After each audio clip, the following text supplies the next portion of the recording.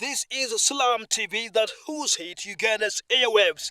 The TV in question will be broadcasting in Arabic and Luganda languages.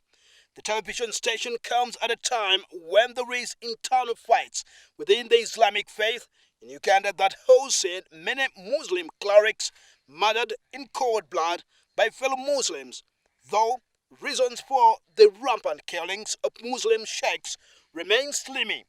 Both intelligence sources have associated the killings to mortgaging of Muslim properties like mosques and subversive rebel activities, a fact that the national chairman of Muslim Khaths, Sheikh Kasule Ndirangwa, is not disputing.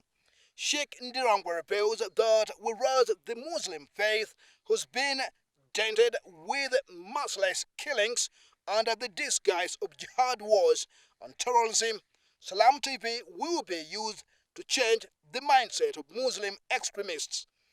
Abavunanyizibwako bwe tugamba nti okulungamya eddiini ekikulu nnyo ffenna nga bwe tulina eddiini obulunga bulungi era kya mukisa mulungi nti bana abayise mu kkubo eryo tujja kuba tulungamiziddwa bulungi.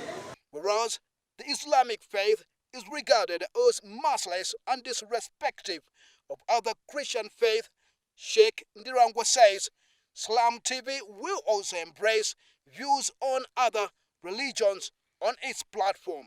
Ebyo bye tugamba bukumpanya na bubbi bwe bwaleeta obuzibu mu Busiraamu.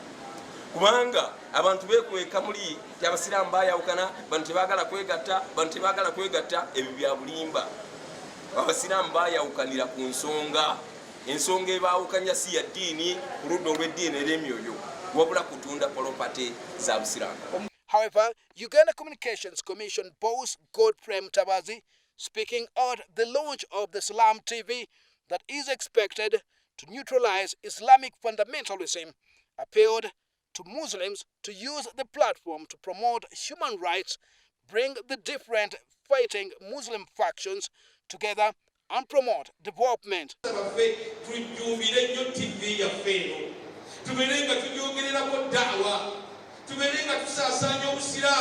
Whereas this is a big milestone in the communication strategy to promote the Islamic faith in Uganda, Sheikh Ndirangwa appealed to Muslims to respect and behave in the coming holy month of Ramadan.